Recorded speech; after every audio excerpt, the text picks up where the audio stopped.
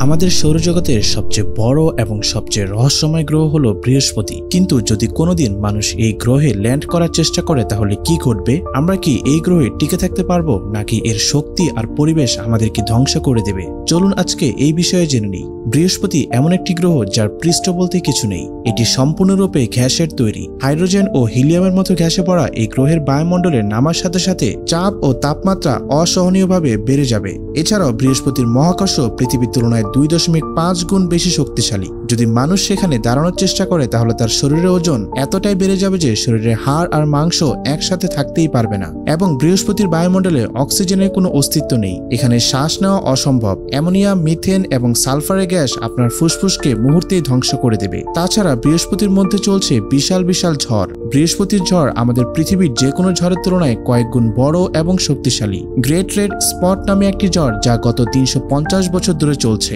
এর বাতাসের গতি ঘন্টায় 400 থেকে 600 কিলোমিটার পর্যন্ত।